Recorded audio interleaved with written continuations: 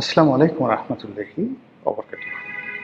সম্মানিত দর্শক, দেশের প্রধান রাজনৈতিক দল, সংসদে প্রধান বিরোধী দল এবং রাজপথেও এই মুহূর্তে বিএনপির সবচেয়ে শক্ত প্রতিদ্বন্দ্বী জামাতের যে মতিগতি, এটা আমরা বুঝতে পারছি না।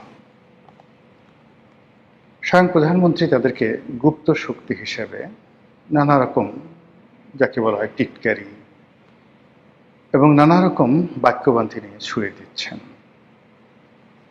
আবার তারা যে কোনো কাজ করতে পারে, তাদের পক্ষে যে কোনো কর্ম করা সম্ভব। ইতিমধ্যে বাংলাদেশে এরকম একটা পরিবেশ পরিস্থিতি, এরকম একটা ভাবমূর্তি তৈরি হয়ে গেছে। এটা যেভাবে সত্য, আবার একই সঙ্গে বিএনপি ভেতরে এবং বাইরে একটা বিশাল শ্রেণী রয়েছে যাদের বিশ্বাস যে জামাত আসলে কিছুই করতে পারে না। জামাতের যে ক্ষমতা, সেই ক্ষমতাটা হলো একটা, যাকে বলা হয় ফুলিয়ে ফাঁপিয়ে দেখানোর মতো একটা ক্ষমতা। যত বর্ষণ করে তত গর্জন করে না, বা যত গর্জন করে তত বর্ষণ করে না। এই যে প্রবাদ বাক্য, এই প্রবাদ বাক্যটির সঙ্গে জামাতের ভীষণ রকম মিল আছে। আপনারা জানেন যে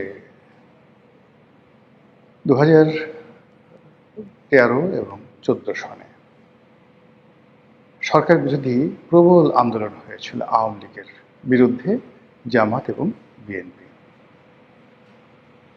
ঠিক ওই সময়টিতে বিএনপি কায় মনোবাক্যে নির্ভর করেছিল জামাতের উপর, তাদের সাংগঠনিক ক্ষমতা, এবং তারা মনে করত বিএনপি ওই সময় যে সারা বাংলাদেশে তাদের যে ক্যাডার ভিত্তিক রাজনীতি আছে, তাদের যে অর্থ আছে এবং আরও অনেক ক্ষমতা আছে, সেই ক্ষমতা দিয়ে 2014 সনে যে নির্বাচনটি হলো, সেই নির্বাচনটি মূলত তারা ঠেকিয়ে দিতে পারবে।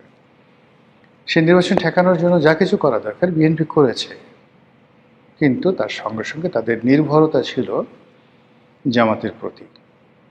এরপরে যখন আবার আওয়ামী লীগ সরকার ক্ষমতায় এলো, তারপর আরেকটি জ্বালাও পোড়াও হলো। সেই জ্বালাও পোড়াও আন্দোলনের নেতৃত্বে ছিল মূলত জামাত। বেগম জিয়া তখন জীবিত এবং তিনি সর্বান্তকরণে বিশ্বাস করতেন যে জামাত কিছু একটা করতে পারবে এবং তাদের সেই ক্ষমতা আছে। আপনারা জানেন যে দীর্ঘদিন ধরে অবরোধ চলছিল। সেই অবরোধের পর্যায়ে সারা বাংলাদেশে কি না হয়েছে, এবং আওয়ামী লীগ অত্যন্ত স্মার্টলি সে বিষয়গুলো হ্যান্ডেল করে পরিস্থিতি স্বাভাবিক করার চেষ্টা করেছিল, এবং একই সঙ্গে জামাতকে আর বাড়তে দেয়নি। ফলে 2016, 17, 18 এই 3টি বছর জামাতের জীবনে সরকারের পক্ষ থেকে রীতিমতো একটি, যাকে বলা হয় সুনামি নেমে এসেছিল। একে তো যুদ্ধাপরাধের বিচার নামে জামাতের যারা কর্তা ব্যক্তি তাদেরকে ফাঁসিতে চড়ানো হয়েছিল। অন্যদিকে যারা জামাতের ফাইন্যান্সার ছিলেন, ডোনার ছিলেন, সেটা মধ্যম স্তরের বা প্রান্তিক স্তরের দোকানদার থেকে শুরু করে একেবারে সর্বোচ্চ পর্যায়ে যারা ইন্ডাস্ট্রিয়ালিস্ট, সবাইকে সরকার টার্গেট করে। তাদের ব্যাংক, বিমা, দোকানপাট, তারপর অফিস, আদালত, সব জায়গাতে সরকার হানা দেয়। ফলে পুরানা পল্টন, মগবাজার, পুরনো ঢাকা, গুলিস্তান, এ সমস্ত এলাকাতে যে সকল মার্কেট আছে, সেখানে জামাতের অনেক ব্যবসায়ী ছিল, ছোট ব্যবসায়ী, সমবায়ের ভিত্তিতে ব্যবসা প্রতিষ্ঠান পরিচালনা করা সহ আরও অনেক কিছু। সরকারি নজরদারি, সরকারি হামলা, সরকারি মামলার কারণে তাদের সকল ব্যবসা প্রতিষ্ঠান, এমনকি ছোট একটা জুতার দোকান কোনো জামাতের মালিক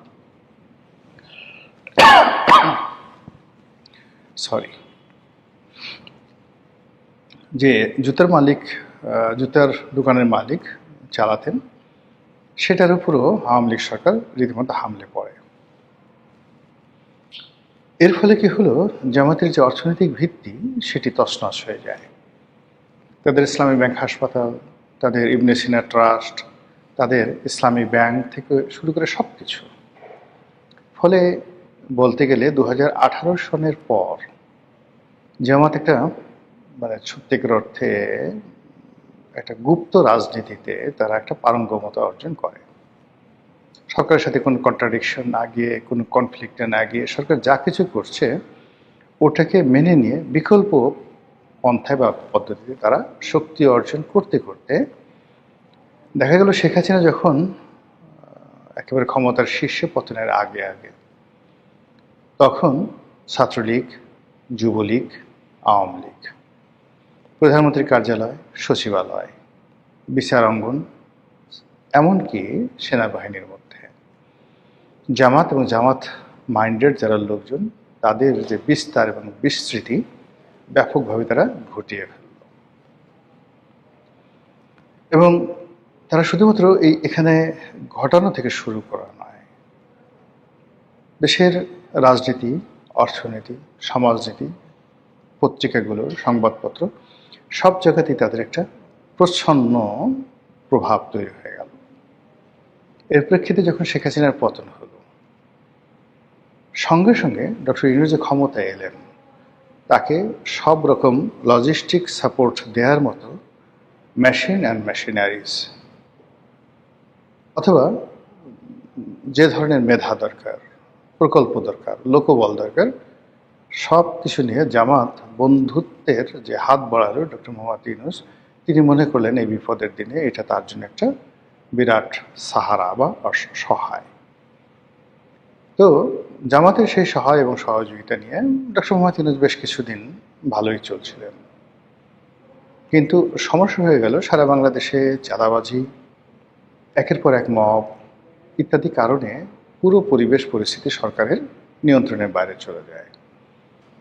এবং ঠিক ওই সময়টিতে জামাত হয়তো ডক্টর মোহাম্মদ ইউনূসকে অনেক বুদ্ধি দিয়েছেন, পরামর্শ দিয়েছে, কিন্তু তারা মানে আইদার সরকার অথবা জামাত, তারা প্রশাসনে, জনমত গঠনে এবং দেশের মানুষকে সরকারমুখী করে রাখা অথবা ডক্টর মোহাম্মদ ইউনূসের প্রতি বিশ্বস্ত রাখার ক্ষেত্রে কার্যকরী ভূমিকা পালন করতে পারেনি। এর ফলে কি হলো, ডক্টর মোহাম্মদ ইউনূস ভয় পেয়ে গেলেন। ভয় পেয়ে তিনি বিএনপির সঙ্গে একটা সমঝোতায় এলেন, যেটি আসলে ডক্টর মোহাম্মদ ইউনূসের যে লন্ডন বৈঠক হলো, সেই লন্ডন বৈঠকের আগে কল্পনাও করা যেত না। তিনি লন্ডন থেকে ফিরে এসে মোটামুটি রাতারাতি 180 ডিগ্রি অ্যাঙ্গেলে তিনি উল্টে গেলেন। ঠিক সেই সময়টাতে ডক্টর মোহাম্মদ ইউনূসকে নিয়ন্ত্রণে রাখার জন্য জামাত মাঝে মধ্যে হুঙ্কার দিত, বড় বড় কথা বলতো, এবং তাদের যে সকল প্রক্সি টিম ছিল রাজনীতিতে, যেটা এখনও আছে, সেই প্রক্সি টিমের মাধ্যমে তারা নানা রকম বিভ্রান্তি তৈরি করা শুরু করলো। তারা কখনো জোট করলো, রাজনৈতিক জোট, কখনো বিএনপির একেবারে কিচেনে, রান্নাঘরে তাদের নিজেদের লোক ঢুকিয়ে দিল, এবং সেই লোকগুলো এখনও আছে। এরপর রাজনীতির ময়দান গরম করার চেষ্টা করলো, ডক্টর ইউনূসকে আবার বাগিয়ে আনার চেষ্টা করলো, কিন্তু আসলে হলো না। অবশ্য হতে পারত যদি যেটা উসমান হাদির যে হত্যাকাণ্ড, এই হত্যাকাণ্ডটি না ঘটত, আর হত্যাকাণ্ডের পরবর্তীতে প্রথম আলো ডেইলি স্টারে আগুন লাগানো থেকে শুরু করে জামাতের যে সকল পেইড এজেন্ট রয়েছে দেশের বাইরে, তারা জামাতকে বেশি উপকার করতে গিয়ে সে সকল ইউটিউবাররা, সে সকল ফেসবুকাররা, তারা পুরো দেশটাকে এতটা উত্তাল করে তুলল, এবং জামাতের দীর্ঘদিনের যে একটা নরম সরম একটা ভাবসাব ছিল, সেই ভাবসাবকে রীতিমতো একটা উগ্রতায় তারা পরিণত করে ফেললো, এবং জামাত মুহূর্তের মধ্যে একটা বন্ধুহীন দলে পরিণত হলো। ঠিক সেই অবস্থাতে যখন বিএনপি ক্ষমতায় এলো বা বিএনপি নির্বাচনে আসার ঘোষণা দিল, নির্বাচনের আসলে রেজাল্টের আগের দিন পর্যন্ত জামাত এবং তাদের যারা লোকজন আছে তারা কিন্তু একটা ভাইব তৈরি করে রাখতে পেরেছিল। কিন্তু নির্বাচনের ফলাফল যথেষ্ট ভালো হয়েছে আমার দৃষ্টিতে, জামাতের এবং জোটের, কিন্তু যে কৌশল তারা অবলম্বন করতে চেয়েছিল সেই কৌশলটা আসলে হয়নি। যেভাবে চরমোনাই এবং ইসলামিক দলগুলোকে নিয়ে তারা একটা ঐক্য করার চেষ্টা করেছিল, আর যেভাবে এনসিপি বিএনপির সঙ্গে ঐক্য করার চেষ্টা করেছিল, ওভাবে যদি হতো তাহলে সেক্ষেত্রে জামাতের যাকে বলা হয় যে ফলাফল, সেটা একটা অন্যরকম ফলাফল হতে পারত। ২ নম্বর হলো যে জামাত যে এখন বিরোধী দলে আছে, সেই বিরোধী দলটাও যদি তারা বিরোধী দলে আসতো চরমোনাইয়ের সঙ্গে, সেটা অনেক শক্তিশালী হতো। আবার অন্যদিকে যদি এনসিপির যারা লোকজন রয়েছে তারা বিএনপির সঙ্গে থাকতো, তাহলে এই যে বৃহৎ যে শক্তিটি, এই বৃহৎ শক্তিটি বিএনপির মধ্যে বিলীন হয়ে যেত। কিন্তু এখন যেটা হলো যে এনসিপিকে তারা নিজেদের মতো নিয়ে নিয়েছে। এক্ষেত্রে এনসিপির তো আসলে আলাদা কোনো সত্তা বা আলাদা কোনো শক্তি নেই, কিন্তু তাদেরকে বাঁচিয়ে রাখতে হচ্ছে, তাদেরকে প্রমোট করতে হচ্ছে একটা বিকল্প শক্তি হিসেবে।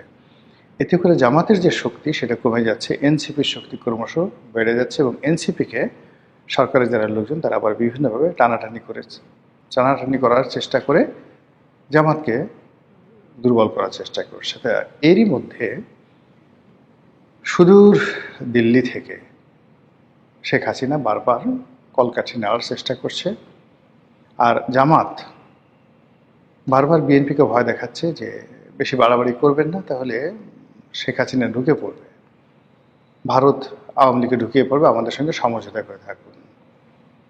আবার বিএনপিও যে কাজটি করছে সেটা হলো যে জামাতকে বলছে আপনারা শান্ত থাকুন, যা পেয়েছেন তাই নিয়ে সন্তুষ্ট থাকুন এবং আমাদের সঙ্গে বাড়াবাড়ি করবেন না। যদি বাড়াবাড়ি করেন তাহলে আমরা শেখ হাসিনাকে আবার বাংলাদেশে পুনর্বাসিত করব, রাজনীতিতে তাদেরকে পুনর্বাসিত করব, এভাবে বলেনি। মানে message is going in that way. আচ্ছা, তো এভাবে যখন চলছে, সরকারের মাত্র 1.5 মাস বয়স, এই 1.5 মাসের মধ্যে অনেকগুলো ঘটনা ঘটে গেছে। জামাত কিন্তু কোনো ঘটনাটাই সেই ধামাচাপা দেয়নি, তারা প্রতিটি ঘটনায় রেসপন্ড করেছে। এবং এই রেসপন্ডের মধ্যে সবচেয়ে আশ্চর্য ব্যাপার হলো তারা যখন যেভাবে প্রয়োজন সেভাবে হুমকি দিয়েছে, জোরে কথা বলেছে, রাজপথ গরম করার চেষ্টা করেছে, আন্দোলন করার চেষ্টা করেছে, এবং আন্দোলন করে সারা বাংলাদেশ মানে যাকে বলে উল্টে দেওয়ার মতো শক্তিমত্তা প্রদর্শন করার চেষ্টা করেছে। জামাত এবং এনসিপির যারা লোকজন তারা সরকারকে বারবার বোঝানোর চেষ্টা করছে যে শেখ হাসিনার মতো একটা শক্তিশালী সরকারকে তারা ক্ষমতার থেকে তাড়িয়ে দিয়েছে। কাজী সে তুলনায় বিএনপির কোনো দলই নয়, বিএনপির যে সরকার সেটা কোনো সরকারই নয়। কাজী তারা অতীতের যে কোনো সময় সে শক্তিশালী এবং তারা যে কোনো সময় এই সরকারকে ফেলে দিতে পারে।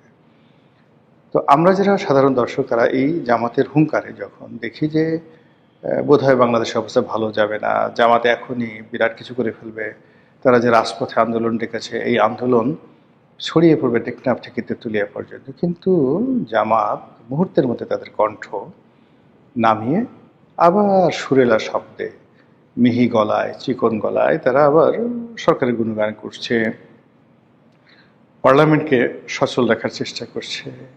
এবং এই যে মাছ ধরি মাছ না ছুঁই প্রাণী, এইরকম একটা রাজনীতির মাধ্যমে আমাদের যে রাজনীতি এবং সরকার তাদেরকে তারা যথেষ্ট বিব্রত এবং যথেষ্ট দুর্বল করে ফেলছে ডে বাই ডে। ফলে এই যে জামাতের যে আপনি দেখবেন যে একটা এলাস্টিসিটি থাকে, আপনি সবসময় খুব জোরে কথা বলবেন, ক্রাউড দেখাবেন, লাউড ভয়েস করবেন, ইট মিনস আপনি দুর্বল ব্যক্তি। আবার জোরে কথা বলবেন না, অতিশয় ভদ্রতা দেখাবেন, এটাও কিন্তু ভালো লক্ষণ নয়। কিন্তু আপনি সময় মানে প্রয়োজনীয় সময় আপনি আপনার কণ্ঠকে একদম 18 স্কেলে নিয়ে যেতে পারেন, আবার প্রয়োজনে